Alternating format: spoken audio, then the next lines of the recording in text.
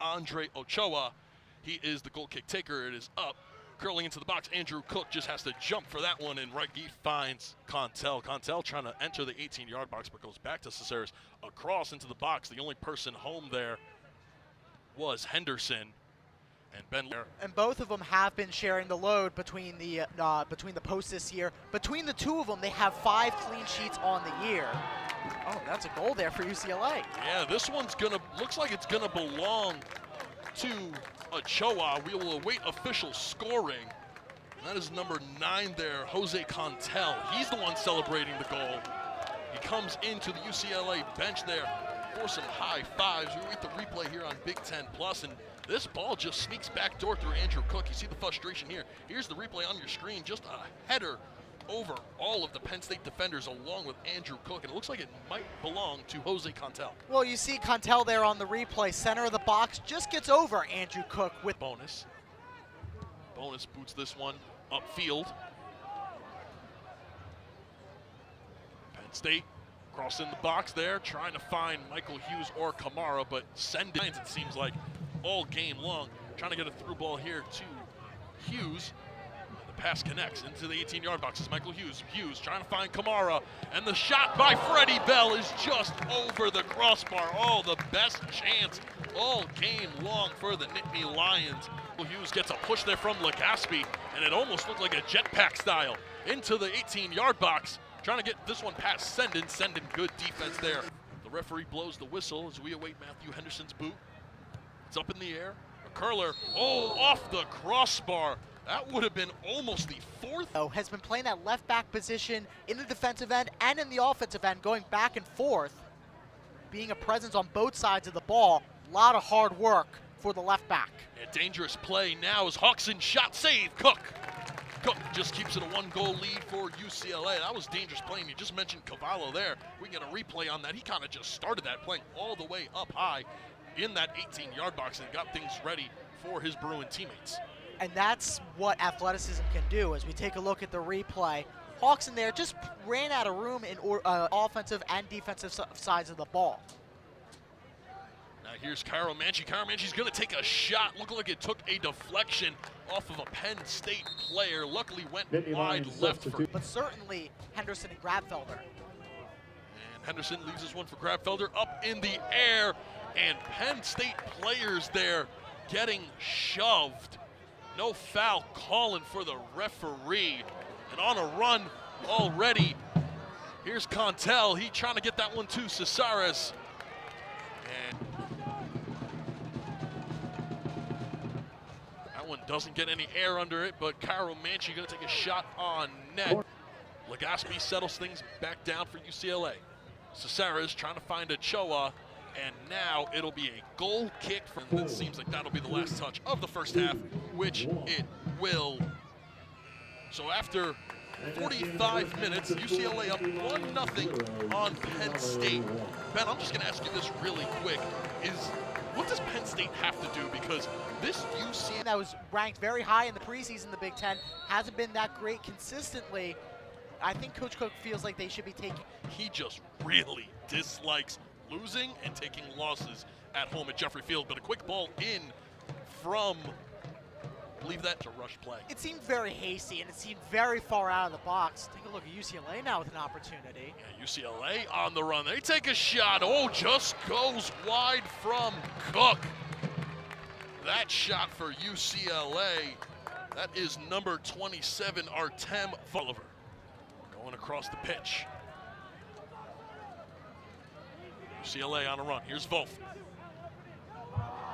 Wolf gets the pass, takes the shot, and that's going to be the goal for UCLA. They make it 2-0.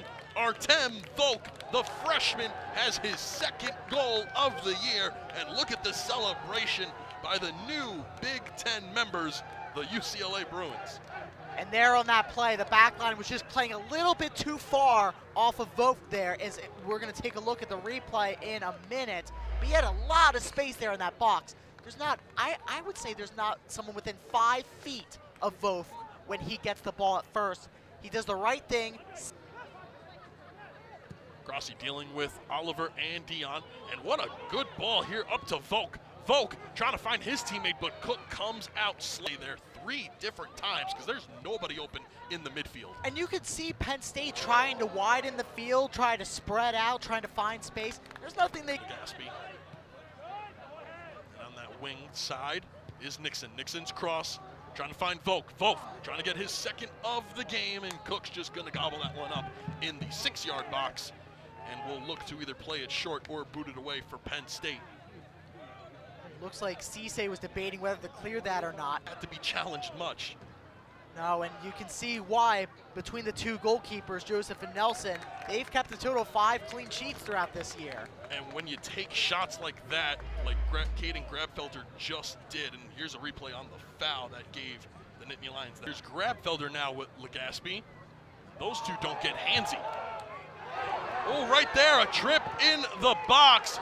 The referee says no foul. And this is what I mean now, just with a deep ball here.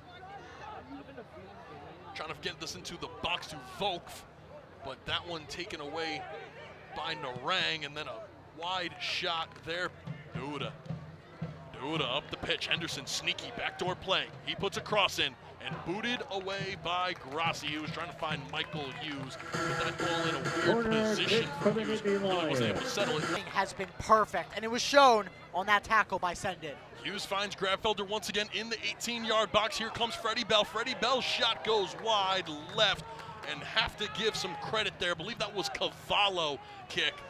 Wyatt Nelson, only a sophomore, and the referee definitely trying to teach him a lesson there. I mean, he almost was complaining on every single corner kick. You're a goaltender. You're going to get hit on a corner kick. Kind of got to do your job. And there's the karma. It strikes against Nelson and the UCLA Bruins. Caden Grabfelder's wide shot is his 4th of the year. Finds the back of the net. Penn State now just down by a goal. That's a jaw-dropping moment for the Nittany Lions, pardon me. Grabfelder's ball there, as we take a look at the replay coming up, it just knuckled, it just died in the air from way far out, probably 30 yards out. You just saw the downward motion of that ball heading into the... At 2-2, and then some fresh legs coming on for the Bruins. But here is Ben Medor. He's got a sea of blue ahead of him.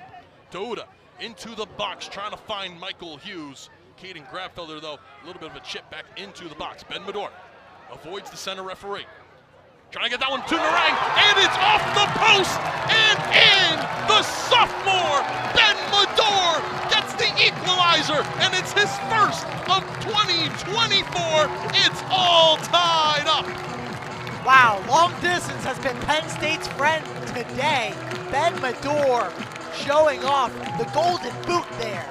And the post has also been his friend, because if we take a look at the replay, it looked like it was going to be offline, but it caught the inner half of that post, redirected it to where Nelson couldn't salvage, make a save.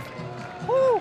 I was about to say, your point about can Penn State score an equalizer, a draw is 1,000 times better than a loss, especially as we come down to the wire in the Big Ten season.